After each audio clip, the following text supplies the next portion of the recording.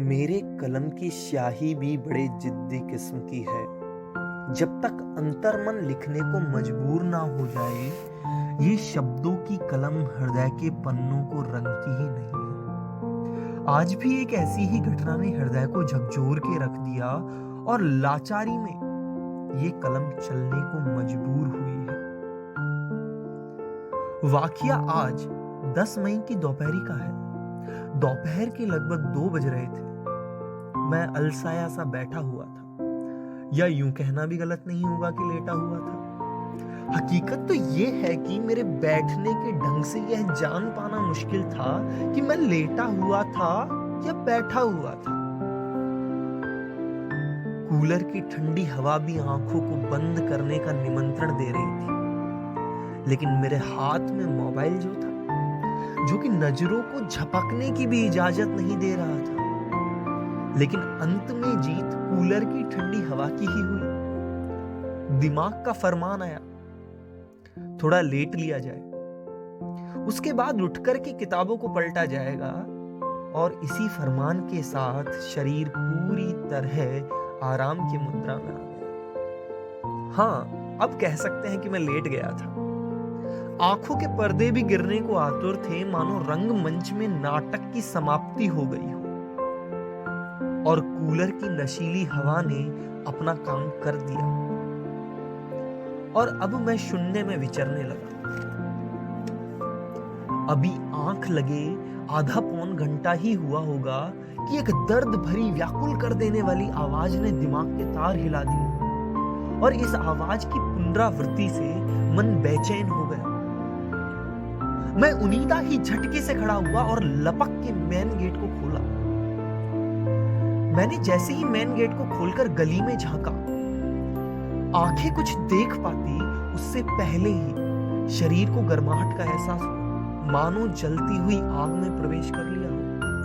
और अभी तक जो मैं ठंडी हवा का आनंद ले रहा था, का सामना खून चाटती हुई चलने वाली गर्म हवा से हुआ। सारी नींद छूमंतर हो गई। मेरी आंखों ने देखा कि बाहर गली में एक छोटा सा बछड़ा, शायद अभी 1 महीने का भी नहीं हुआ होगा, बड़ी ही बेचैनी से तड़प रहा था। वह एक जगह खड़ा भी नहीं हो पा रहा था और कुलाचे भर रहा था। उसके साथ उसकी मां भी थी और वह भी रंबा रही थी। पहले तो मुझे लगा शायद इसकी मां इसकी किसी शरारत पर इसकी पिटाई कर रही होगी, जैसे कि बचपन में मेरी हुआ करती थी। लेकिन फिर देखा कि एक दूसरी गाय भी इसके पीछे पीछे आई। तब दिमाग कयास लगाने लगा कि शायद ये दूसरी गाय इसे परेशान कर रही होगी और इसकी मार से यह बच्चा व्याकुल हो रहा होगा। लेकिन ऐसा कुछ नहीं था।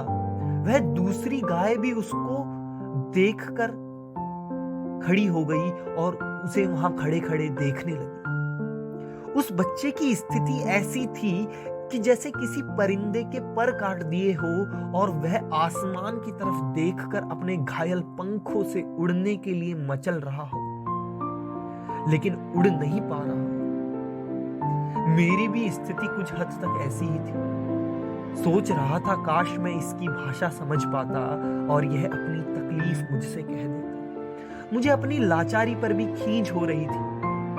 यह पूरा घटनाक्रम लगभग 1 मिनट तक चला और फिर वे वहां से गायब हो गए। मन बेचैन था, लेकिन जैसे ही अंदर आया, कूलर की ठंडी हवा ने वापस से मन को शांत कर दिया और मैं अपने कार्यों में व्यस्त हो गया। कुछ ही देर में शाम को चाय की चुस्कियां ले रहे थे। घड़ी 4:30 बजा रही थी। तभी एक बार फिर वही पुकार सुनाई थी, लेकिन अब की बार उसके साथ उसका बच्चा नहीं था।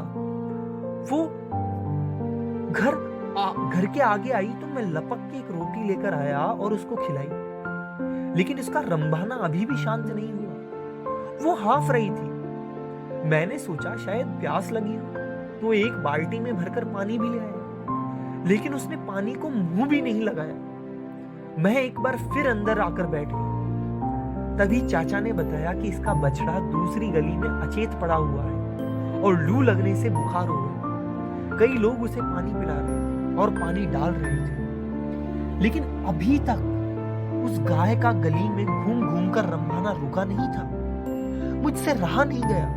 मैंने टी शर्ट पहनी, चश्मा लगाया और चल दिया देखने। लेकिन जो जगह चाचा ने बताई थी वहां कुछ नहीं था। आसपास पूछताछ की तो पता चला किसी सज्जन ने नगर निगम में फोन कर के उसे उपचार के लिए भेज दिया। अब दिमाग को सारा वाकया समझ में आया कि अपने बच्चे से बिछड़ जाने के कारण यह गाय इतनी व्याकुल हो रही थी। लेकिन मेरी कलम भी बड़ी ही निष्ठुर है। मैं मन में यह तसल्ली करके कि अब तो उसका इलाज हो ही जाएगा, सब कुछ भूल गया और अपने कार्य में व्यस्त हो गया। आज अब जब मैं यह लिख रहा हूं तब दूसरे दिन की शुरुआत है और वह गाय अभी तक रंभा रही है।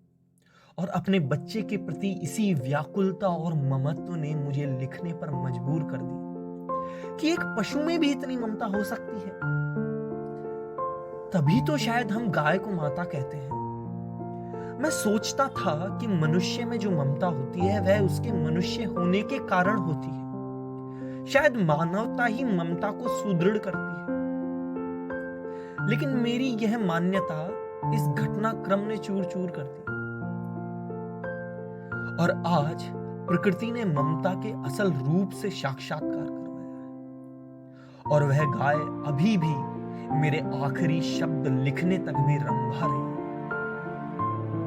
मैं इस मार्मिक अनुभव को आप सभी के साथ साझा करने से अपने आप को रोक नहीं पाया। आप सभी का सुनने के लिए धन्यवाद।